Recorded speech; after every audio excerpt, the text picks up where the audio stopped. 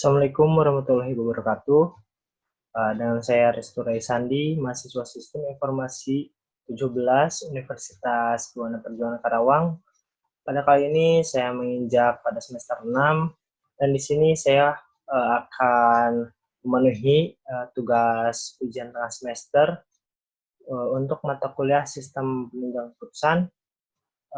Nah, sekarang pada kali ini saya akan mempresentasikan tentang sistem penunggu keputusan pemilihan karyawan terbaik dengan metode analytical hierarchy process. Nah, untuk yang pertama yaitu pemilihan karyawan terbaik menggunakan metode AHP. Nah, penentuan karyawan dilakukan tidak hanya dengan cara penunjukan langsung oleh pimpinan atau manajer, akan tetapi sebuah perusahaan itu harus melakukan penilaian kerja yang telah dilakukan oleh karyawannya dalam jangka waktu tertentu.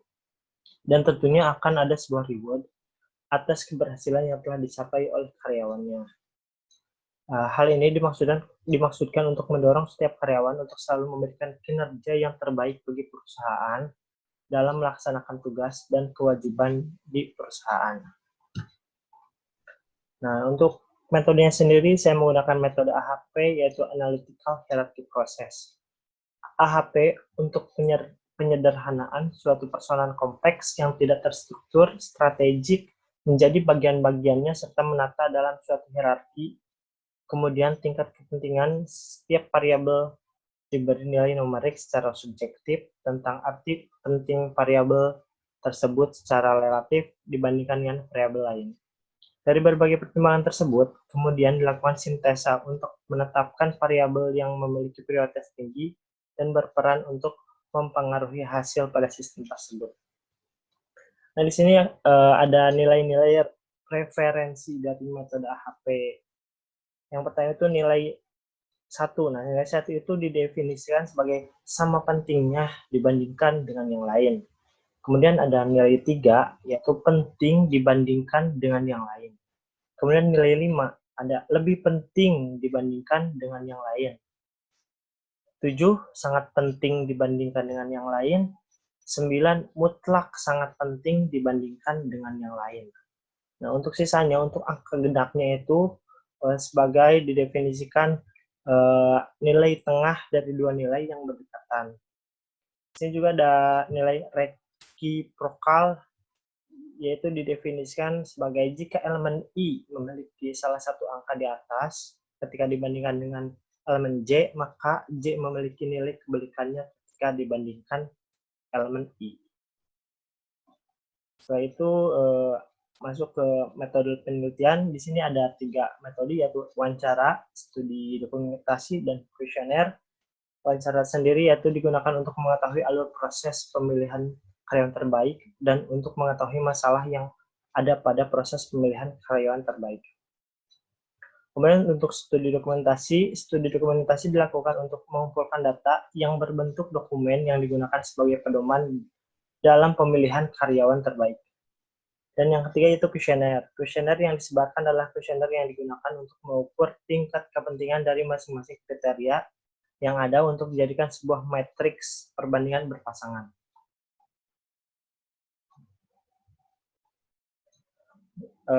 Kemudian masuk ke subbab yang pertama yaitu pembentukan struktur hierarki.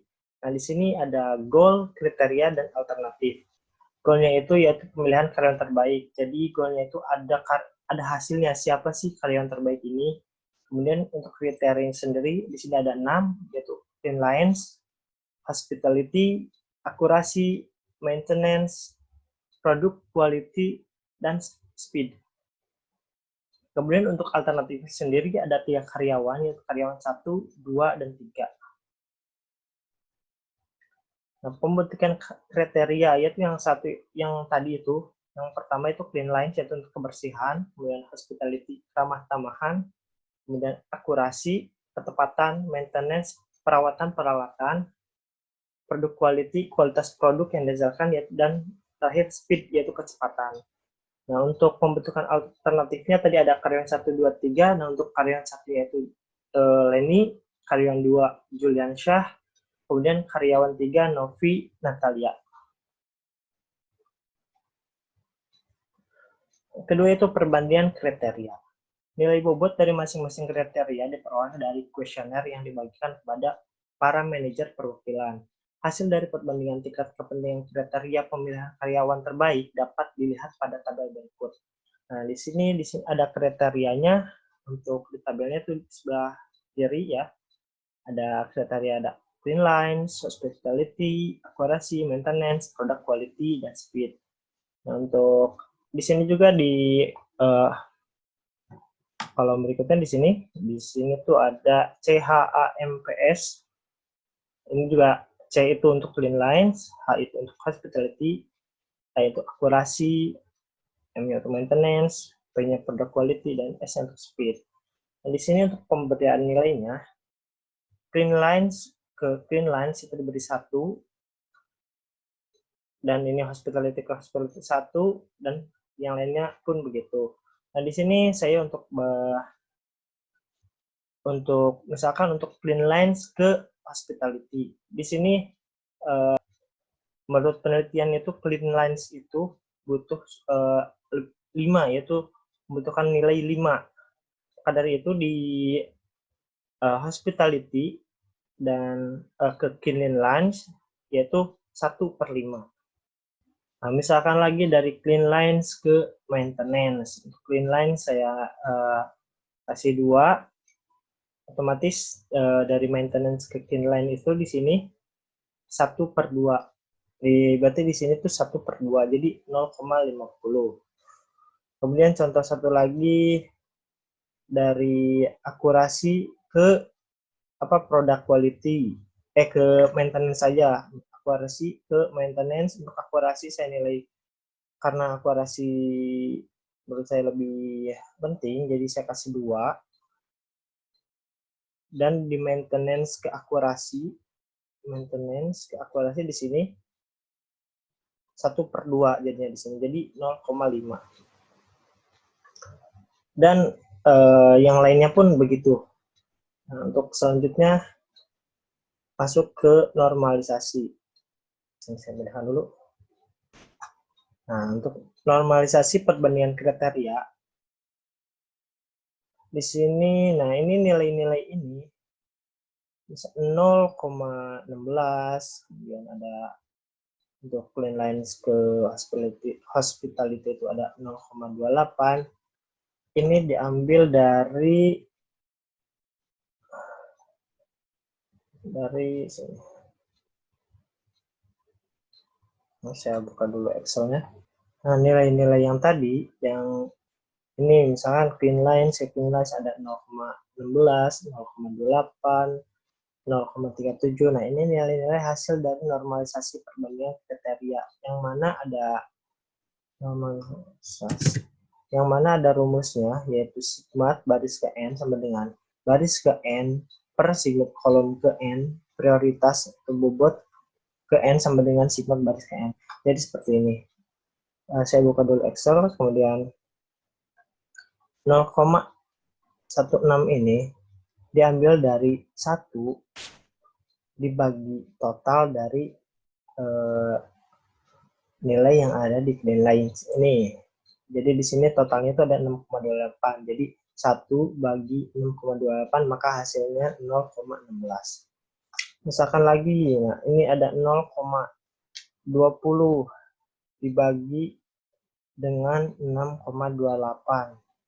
Di sini jadi ada hasilnya 0,03, dan yang lainnya pun begitu. Misalkan untuk contoh lain ada 4 di speed, clean lines speed ada 4, kemudian 4 ini dibagi dengan jumlah nilai yang ada di speed 17,50, dan maka hasilnya itu akan jadi 0,06.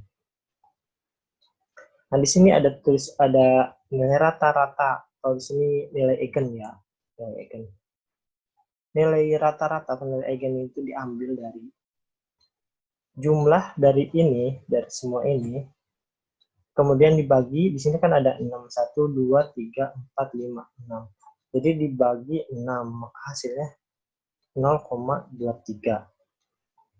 Dan yang lainnya pun begitu juga. Jadi jumlah dari nilai 0,03, 0,06, 0,04, 0,06, kemudian sampai 0,03 dijumlahkan baris ini, kemudian dibagi 6, maka hasilnya 0,05, maka didapatlah nilai eigen dari tiap-tiap kriteria. Nah, dari situ ada di sini ada setelah dilakukan perhitungan, maka dapat diketahui urutan tingkat kepentingan dalam kriteria pemilihan karyawan terbaik KFC Gajah Mada Pontianak. Nah, di sini yaitu untuk studi kasusnya di KFC Gajah Mada Pontianak.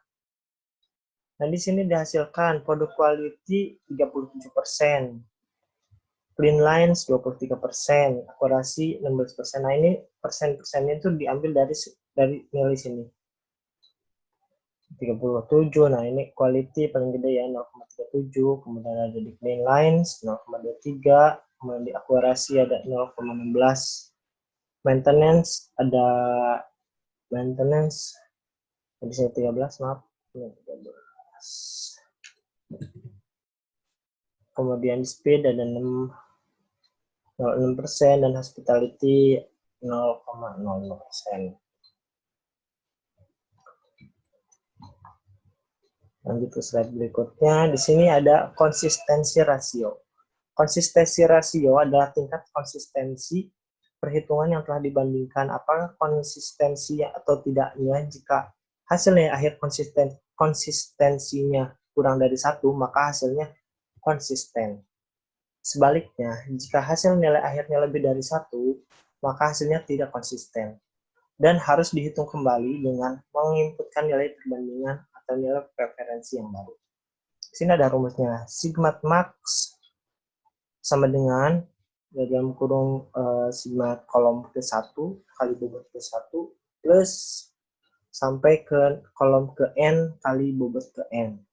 Terus ada CR sama dengan CI, indeks konsistensi per RI atau ratio index. Ini CI sama dengan sigma max kurangi N per N kurangi 1. Terus ada IR sama dengan itu sudah ditetapkan oleh metode AHP. Sini ada nilai-nilainya. N ada 1 sampai 10 untuk PR-nya 0, untuk nilai N3 sini ada IR-nya 0,58, untuk N4 ada 0,9, ada untuk 5 ada 1, untuk N5 dan nilai IR-nya 1,12 dan seterusnya. Di sini ada keterangan juga. Kemudian masuk ke perbandingan alternatif. Di sini penilaian alternatif dilakukan untuk membandingkan setiap alternatif pilihan berdasarkan kriteria yang telah ditentukan. Yang pertama itu kriteria kita akan membahas tentang clean lines. Nah, di sini sudah ada clean lines yaitu Leni A1, Juliansa sebagai A2, Novi Natalia sebagai A3. Ini seperti biasa untuk A1 ke A1, yaitu 1, A2 ke A2, 1, A3 ke A3, 1 juga. Nah, kemudian Leni ke A2 yaitu Juliansa. Atau nih Juliansa ke Leni ya. Juliansa dapat nilai 5 dengan Leni, maka dari itu Leni ke Juliansa itu 1/5 yang hasilnya jadi 0,20. Kemudian Natalia ke Leni. Jadi Natalia dapat nilai lebih bagus ya, nilai 3. Maka dari itu Leni ke Natalia 1/3. Jadinya 0,33. Kemudian pada tabel berikutnya ada supermatrix alternatif kriteria clean lines. Nah, ini nilai-nilai ini didapat dari si jumlah ini, si nilai ini 1/9, maka 1 per jumlah dari nilai si A1 ini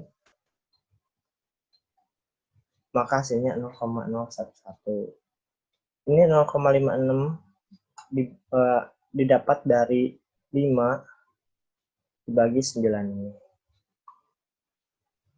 Dan seterusnya. Dan untuk nilai eigen, seperti biasa itu didapat dari jumlah dari ketiga ini dibagi 3, karena di sini ada 3. Kemudian masuk ke hospitality. Maaf.